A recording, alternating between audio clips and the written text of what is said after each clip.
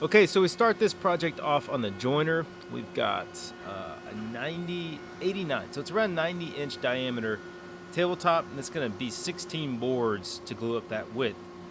So Robert starts by basically on the joiner by joining the edges, getting them close to true. You'll see these are staggering, right? Because this is a circle. We don't have to use full-length boards, so Robert's already laid this out. And it's kind of short boards to longer boards back to short boards. So our process for joining is, we start on the joiner, and the joiner does a really good job. And a lot of times right off the joiner we can glue up. There are some times where we need to come with a hand plane and fine tune those joints. I used to glue up all my tabletops with this process, but now that I have this long bed all over joiner, I don't have to do that as often. But I took the opportunity to kind of teach Robert how to do some edge joining with the planer. So you're going to see that footage now. We filmed quite a bit of that, and there's some really good nuggets in there, and I tried to pick out the best stuff for you guys to see here. So just some general teaching on how to use the hand plane, on how to edge joint. If you want to see more of that, I put the whole raw footage up on my Patreon page so you can get a whole breakdown. The best thing about, like I was saying, edge joining is I found the best way to learn how to use a plane, because it requires you to take an even shaving the whole width of the board, the whole length of the board, right? Yep. Like that's what you're aiming for. And when you start using a hand plane, it's really easy to take more off one side, get out of square. And this is actually, with thicker material, it's actually a lot easier. Like if you were doing 3/4 or an inch, right, there's less to rest the plane on. So you got more. Now, looking at this, would we? That is the grains running out like that. Oh yeah, it's running out of the board. Okay, yeah. I'm looking at this thinking, oh, it's coming out, but no, you want to look at the face. Okay, yeah, the face. That's right. So like always, we first just by feel get the blade. The blade's got to be perfectly square on the sole, and you just do that by feel. Okay. So I was telling you I think it was yesterday about the weight. Yeah. So this is where it gets really important. Like when you start your cut, pressure's here. When you get into the cut, pressure stays in the middle. When you're going out of the cut, pressure's on the back. It's kind of this like transfer of pressure. Once we get this set, I'll tell you what, we put these clamps in we put them in the exact spot we needed. It's perfect.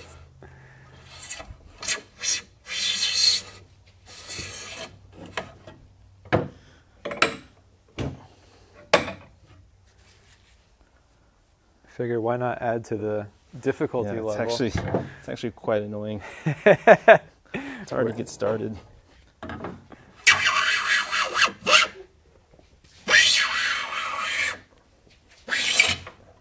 So that's kind of what you're looking for. Pretty good. Yeah. So as you're cutting, like your focus is on the shaving, right?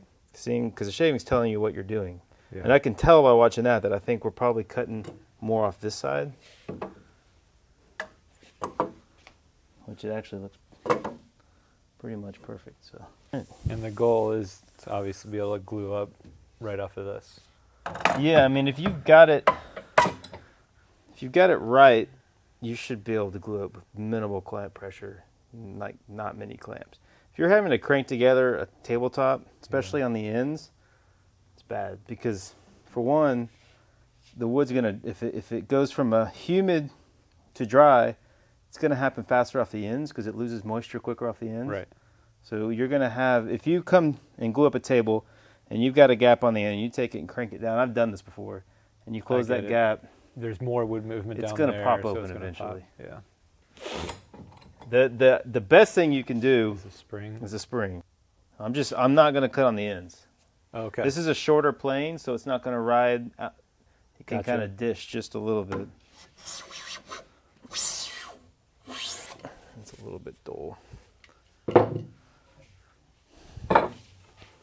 see, it's just like a hairline gap. So if you took a clamp, and that's all you need in a spring joint. It's not like you don't need much more. We don't need to see a 16. And I'll show you why, because when we clamp this, it'll push down on it's gonna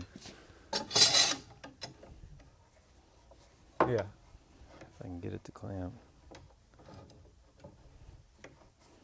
And really, since it's flat everywhere else. So you can't, it's hard to even move. Yeah.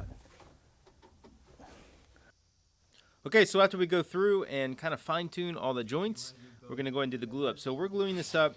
Basically, we're going to glue up 3 sections and then run those through the sander and then glue those up to make the full width.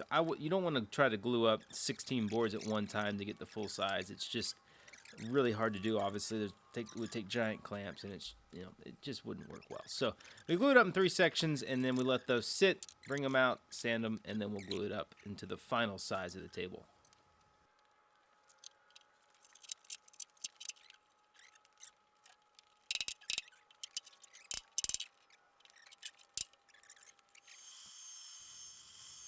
Now I want to shift gears to the base section.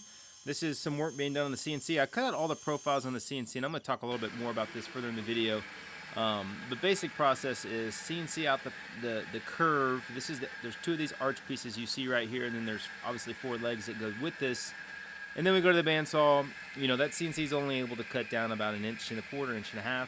So we'll go to the bandsaw, cut out the waste using the line that was cut on the CNC. And then we come in with flush trimming bits and routers and do a whole lot of router work to clean up the profiles. Basically, we got Robert set up with a big top bearing bit, and that cut 80%. There was still a little sliver left there on the bottom, and I came in with a little palm router that had a bottom bearing bit, so you could flip the part over and then clean that last little bit up with that bottom bearing bit.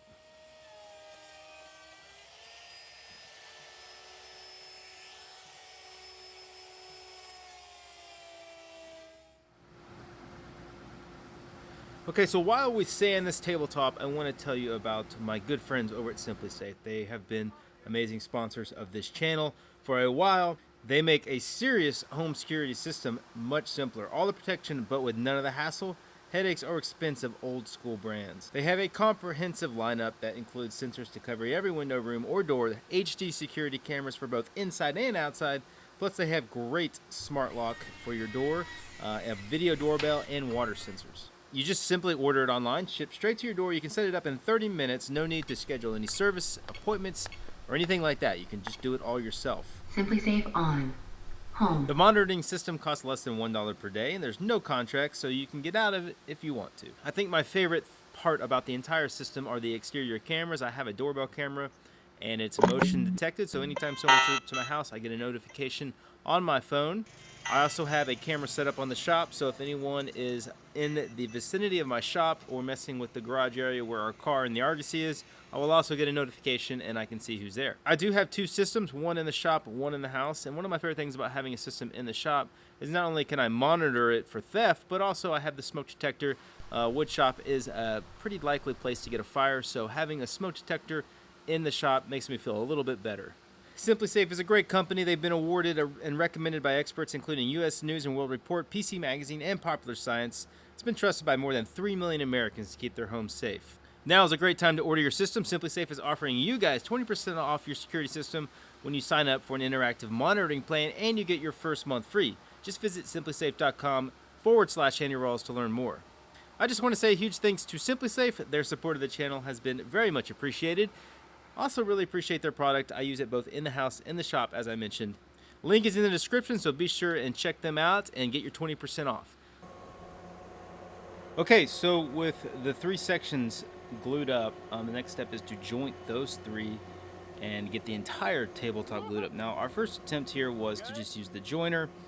We weren't too sure if this was going to work or not, but we thought we'd give it a shot. And I think the weight of the tabletop was causing some movement in the table on the joiner, because we were getting a consistent, I don't know how to describe it, kind of a scooping cut in that edge. So if you put them together, the 2 ends would touch and the middle wouldn't touch, which it wasn't, that's not always a bad thing because you get what's called a spring joint, but the gap was too big and it's too thick wide of a piece to force together with clamps. So we had to opt to go to the bench and use a hand plane and hand plane these edges in. And this is another great reason, if you're a woodworker, to go and learn how to do this, because it's something that you're just going to have to be able to do on a lot of applications when you're making tabletops. It's not there though.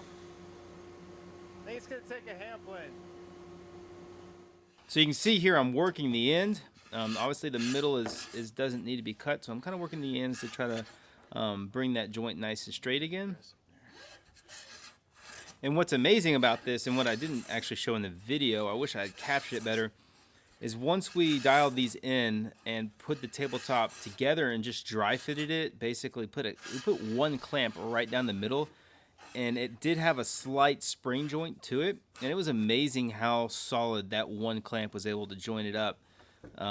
It was really good, and if you picked up on the ends, you could not move that joint on the ends with only a clamp in the middle. So pretty cool, pretty impressive stuff.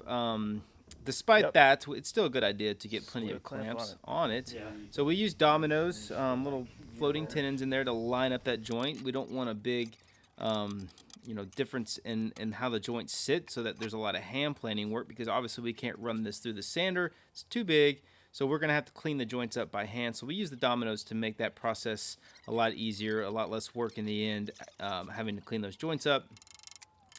When you clamp these, this is, like I said, this is a 90-inch tabletop, so we'd use the big bar clamps, and bar clamps have a tendency to bow a table pretty badly. So you'll want to put clamps on the top and the bottom to kind of evenly distribute that pressure, and check with a straight edge, make sure that your table's laying flat, because you can very easily put a pretty large bow with those bar clamps. So here's the tabletop glued up. You can see, kind of get a scale of how massive this thing is. This is going to be a lot of fun to work with now. I probably won't leave this position until we're ready to flip it and put finish and do all that stuff. So a lot of work still to do on that. Robert did pre-sand this all the way through 180 grit, so we don't have to, there's a lot of the sanding is done, which is great. We just got to scrape this glue off. These two glue joints, we got one there and one right here, and then level those out with a scraper, hand plane, and then we'll obviously cut the circle in it and do the last bit of sanding and finish it. I made a pretty big mistake on this build as far as filming, and managed to lose some of the content. So we made all these parts down here.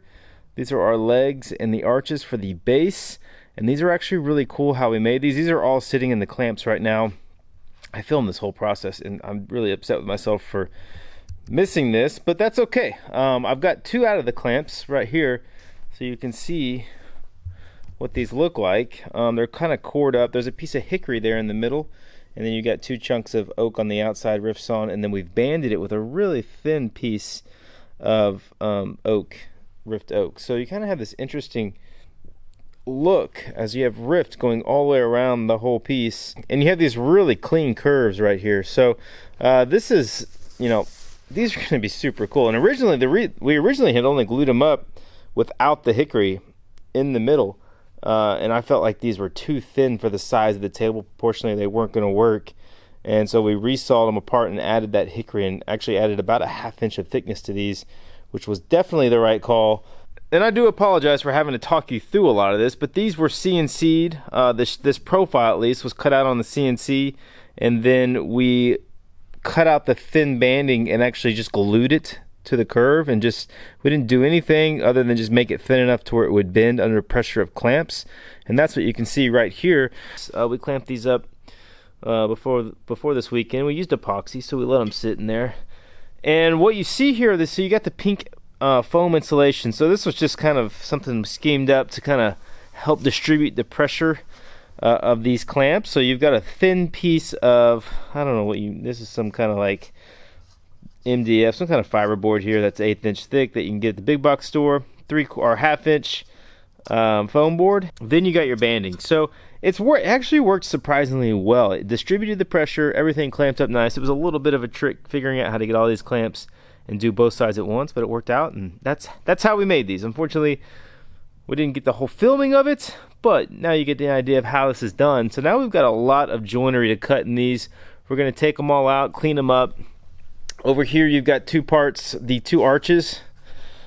Same deal with those, although we only band one side on these because the top side is going to be directly under the tabletop, so I mean you really couldn't ever see it. So the next step here is to jump into joinery, and we'll start with the legs.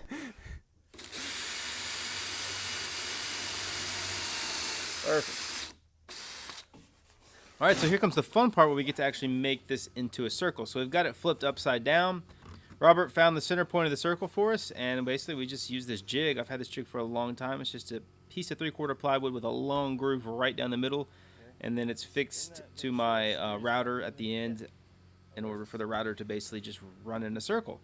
And the reason you have the long groove is that you can attach it, you can adjust it. I can put a screw there, kind of slide it around, get it where I need it, and then really tighten that screw down with a washer. That way it pivots and rotates. And the bit I use for this when I do it is a upcut spiral bit. This is a 3/8 upcut spiral bit, so it's going to pull the shavings out, and it's going to create a pretty clean cut. But obviously you're not, this is an 1 3/4 thick material, so we're not going to be able to go all the way through, but we can cut halfway through and then finish with a router.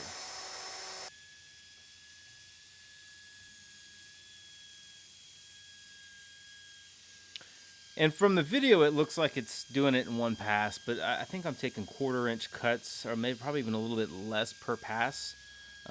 So I do 3 or 4 passes to get a good depth, a good cut with this. And once that's done, we can get the jigsaw out, come back, and just cut off the waste with our jigsaw, and then come back with the flush trimming bit and a router.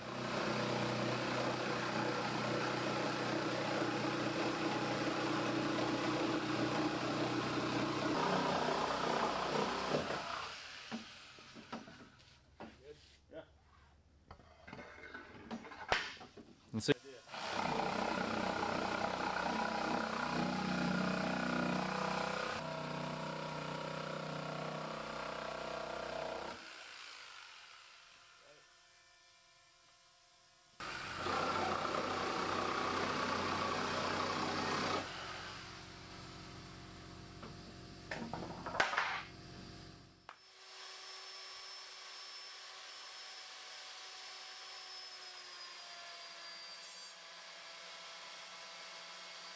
So you'll see here, Robert's got the big top bearing bit. I think this cutter is 1.5 inches long, 1 3/4 inches. So that'll do it in one pass. You just take it slow, and it makes it for a pretty clean cut. You just have to be real careful here. You want to make sure, you want to watch that bearing and make sure it doesn't lift up, because it can work its way up and actually come loose, and the router can rise, and then you dig into your table, and that's bad. All right, so we moved to joinery. This is really cool part of this build. So we're using floating tenons, double mortise and tenon, but these are going to be floating tenons instead of trying to cut big tenons into these parts. It's much easier to cut mortises in the ends of each one using the Lee FMT mortising jig, and then make the tenons that go in there, kind of splines. They're called floating tenons, but you can call them splines as well. Gives you a lot of glue surface. This needs to be a pretty dang strong joint, because this is a heavy table and there's a lot of stress on these joints. So we cut all those. That's basically how those arch pieces are going to attach to the legs, is with those double mortise and tenons. And then we add small, short, 3/4 long tenons on top of the legs. And then we're actually going to cut these tenons in. This is a great thing about this mortising jig, is you can cut the mortises as floating tenons, or you can actually cut tenons, which you see here. Those are 1/2 inch by 3/4 long. And what's going to happen is we're going to drop a piece of plywood into these, and it's going to create some strength and structure, as well as give a base for the tabletop to attach to. Okay, so with the mortise and tenons done, we're going to switch to a half lap, which is basically how these two arches connect together and create this table base. And I just make a jig that is basically sized to the thickness of my material, and then I use a bearing bit and just cut out a pocket, the half lap. So you're cutting out half the thickness of your material here, and you do that on both pieces, and then you slide them together, and you end up getting a really nice strong joint that's going to hold up against any torquing or moving of that tabletop. And plus, having that piece of plywood on top is going to help the strength as well. You'll see that as it all gets assembled.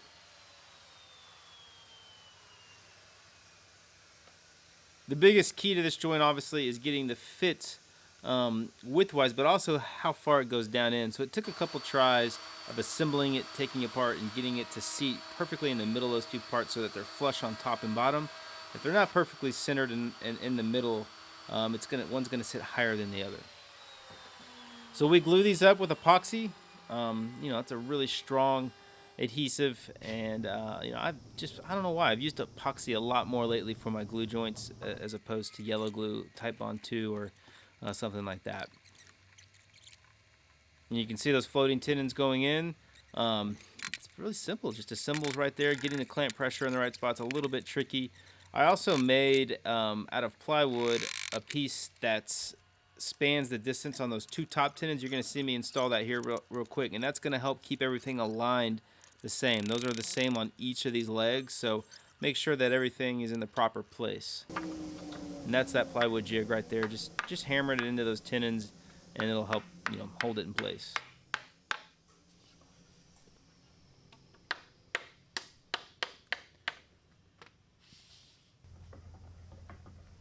Okay, so once they're out of the clamps, we do a little cleanup, sanding, get all that epoxy off, fair in the transitions, and then we get to put together this half lap, which was dang tight, maybe a little bit too tight, but I'm okay with that. You know, this is, like I said, this is a simple table base, but it needs good joinery because it's a heavy tabletop.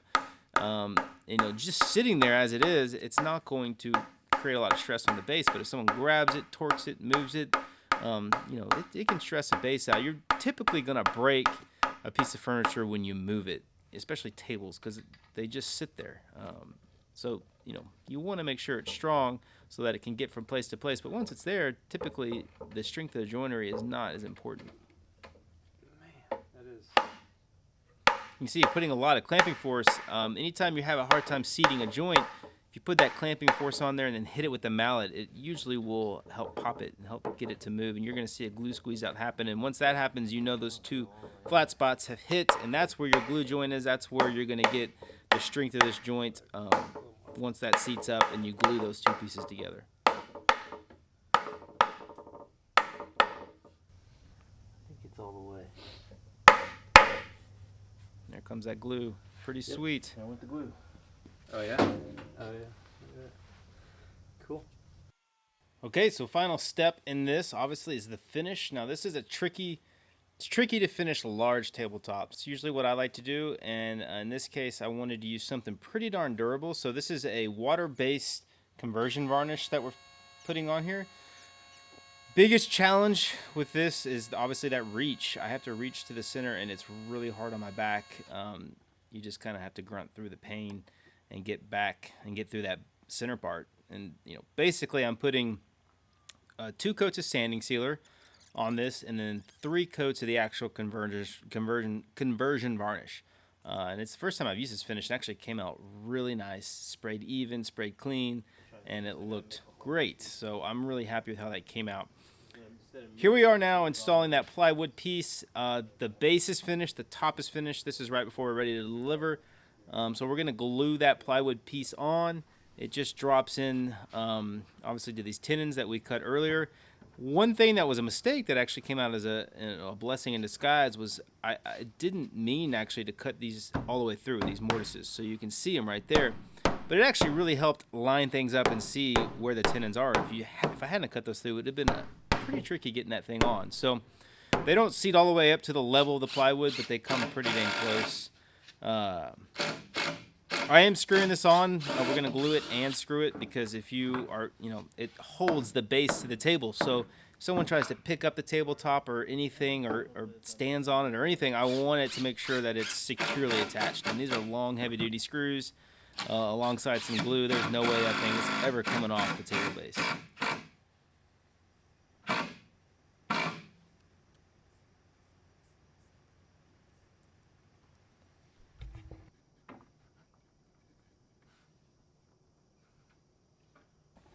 All right, before we go deliver this table real quick, first off, I missed some footage on this. I'm sorry. I got some footage of the install delivery, but so I got a little bit off, lost some footage. It's okay though. I'm going to show you what we got here soon. I want to share a quick story with you guys because I've known Matt for a while, and this is kind of, I don't know, this is kind of a good story. Like 8 or 9 years ago, when Matt first had started his demolition ranch, we were in a Bible study together. And after the Bible study was over, he bust out YouTube and he started showing us, the guys, like, hey, check out my YouTube channel. And I just remember, like, I didn't know Matt that well at this time. I just remember thinking, like, what is this guy doing? Like, dude, you're a veterinarian. Like, you have a family to take care of. You're trying to get your vet practice growing. Like, why are you spending time on the weekend blowing stuff up and making videos like you're a high schooler? Like, what's going on? Man, did he prove me way wrong. I mean, way wrong. 10 million subscribers later and an amazingly beautiful home on a hill. I mean, it's kind of hard to even fathom. I'm blown away by it. I never thought Matt would have pulled that off, and I think all along he knew what he was doing. He had it figured out from the beginning, so congrats. My hat's off to you, Matt. Good job. I'm thankful and honored to get to build his dining room table. His family will be using it for a long time. His kids will grow up eating meals on it, and I can't wait to go and have a meal and check out that beautiful view of the Texas Hill Country. So I'm just thankful to get to be a part of the new home, get to share my craft and put it in the house. And I hope they enjoy that table for many, many, many years. As always, a huge thanks to my viewers out there. I appreciate you guys, and hope you enjoyed. Hope you learned something from this build. Leave me a comment. Let me know what you think of it. Let's get it delivered and installed. And appreciate it, guys. We'll see you next time.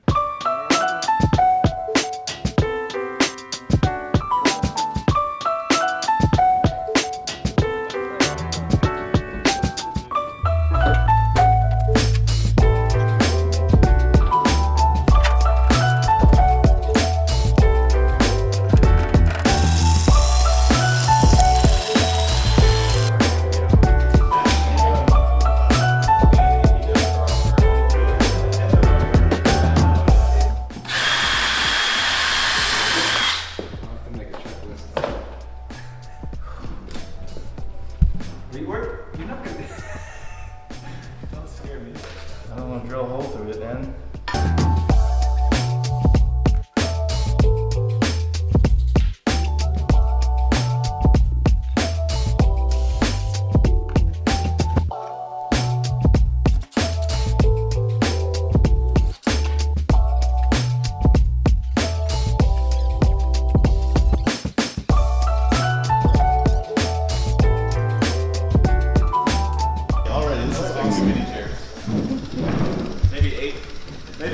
Like, Eric, can you cook a meal real quick for us, and we'll just test it out. Some steak sponsored by HelloFresh. Matt, you happy, dude?